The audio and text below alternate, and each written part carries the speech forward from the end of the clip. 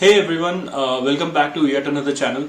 Actually quite excited about this particular video because this is our first 5 boosters in 5 minutes. It's on the API driven engineering, and this is something that I have learned by working with some really smart people on production systems, and I would love to share this with you. So let's go forward.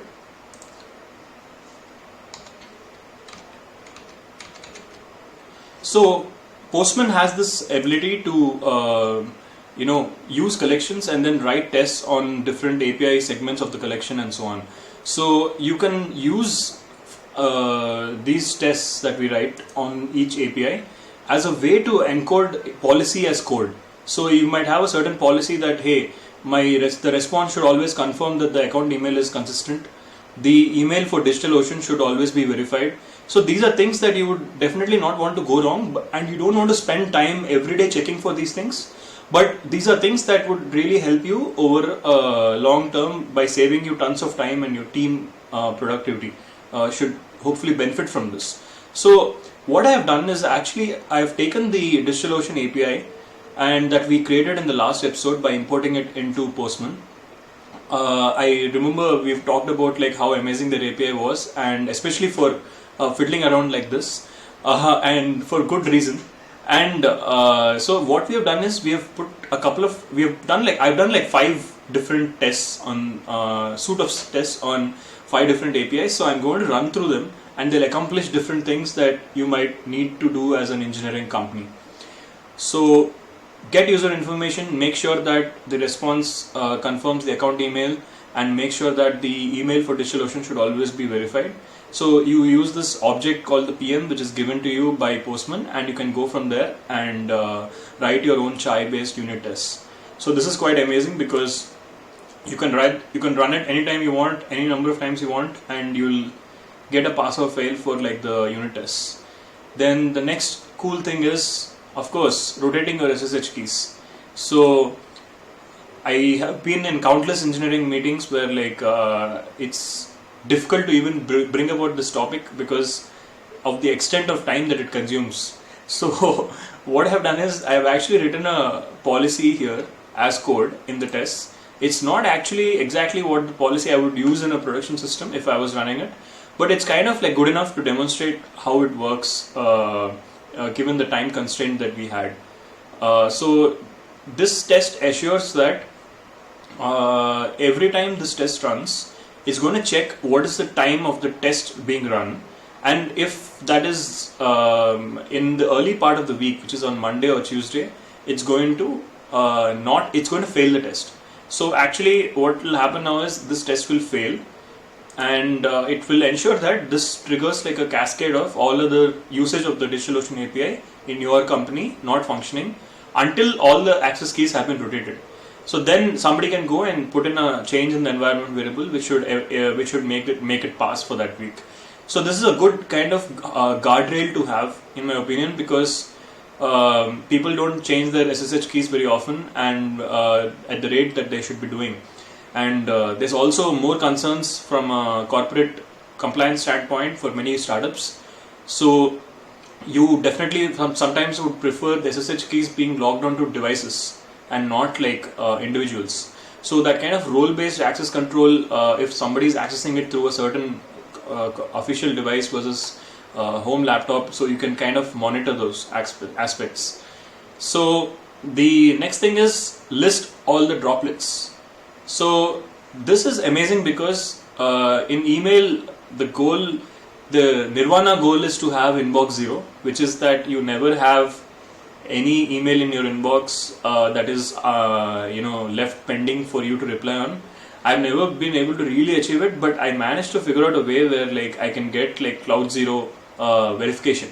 So if I have no droplets running, then my work is done for the day, and my work is done as well for the next day, because when I start, I can start from scratch. This is only about these ephemeral snowflake instances. I'm not talking about production systems, because production systems have different other constraints and the checks on balances for them are different. But every working session should definitely start with 0 personal droplets. That's I think a good reasonable idea to have, and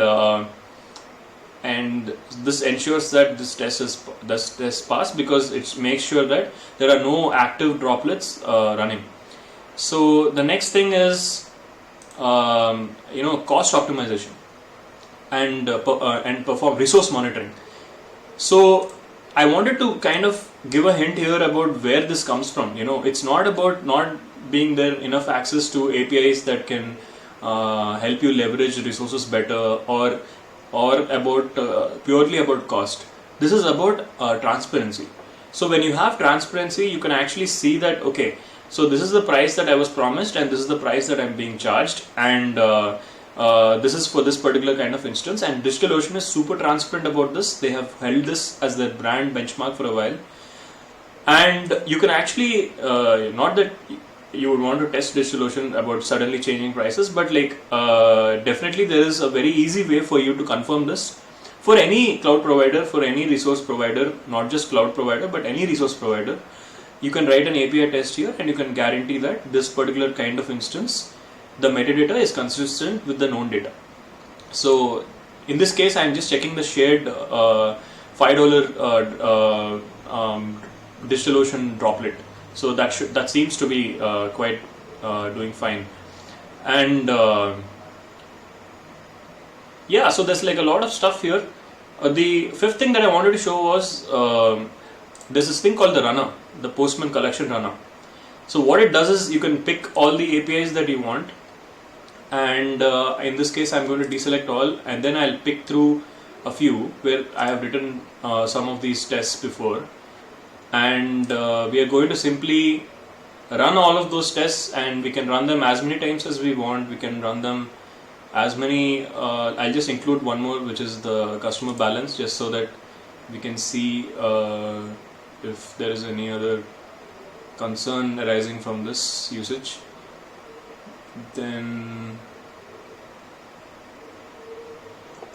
yeah, so you can actually pick whatever you like, so you can pick like whichever APIs I've written the test for. I'm trying to just pick them, but you could pick any particular API that you would want to run periodically, and list available regions, list all projects. Okay, let's just add this as well, so that it's tied into your Clubhouse project ID or something like that. Yeah, so let's just run these for a while. Let's pick this, let's pick like 20 iterations, and we'll add a delay of 1000 milliseconds. So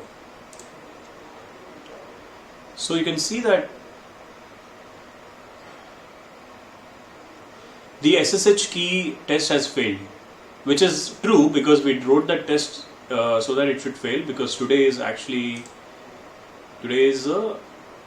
Wednesday, so it's supposed to fail till it's basically designed so that when you start the week on Monday and Tuesday, you get time to rotate your keys and do all this the basic stuff, and also focus on your code and what you want to work on in your project, and then go and start fiddling with production or in the cloud accounts. Not because it's easy, but because we make it deliberately hard for you to access production on early days of the week. So this is running 20 iterations now. It's with a certain time gap, and this is pretty awesome because you can actually see what tests are passing, what tests are failing, and you remember you've done this without a lot of code. So all the code that is written is specifically to do with this definition of the test. So I think this is a pretty amazing way for to use cloud providers. I think I'm going to incorporate more of this into my workflow. The idea is that if you are functioning as an API, if you're functioning as an API-driven engineer, I think it's possible to do a lot more with a lot less. And the fact that we can all agree upon every cloud provider having APIs means that you can easily translate your learnings to other products. So you might be able to accomplish a certain set of tasks with the performance monitoring suite of APIs tests that you will write. But you might at some point realize the need for let's say a proper cost optimization or resource optimization tool. So that will give you some kind of a segue into that additional tooling in your tool belt. So I think it's good to think about it like in this format, because it convinces your manager, it convinces your team, and it shows that you can actually delegate this task to anybody in your team, not just one individual who's siloed and has all the access to production environments, but like to anybody, given certain reasonable guarantees that you have about whether you're able to access the Postman collection results of each other and so on. So that's something that should be strictly enforced right when you set the practice, but this is what I wanted to discuss today. Sorry about the extra time, but I hope it was worth it, because you will be able to do this on your own and benefit from this. So we should make this 5 boosters in 10 minutes from the next time on.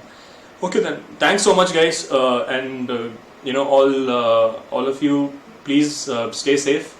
And I wanted to just thank all the people I worked with personally in Bangalore and in New York, because I learned a lot about these tooling and how to use them from them.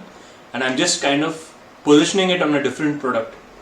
Like I don't think they would have tried this on DigitalOcean's API, for example.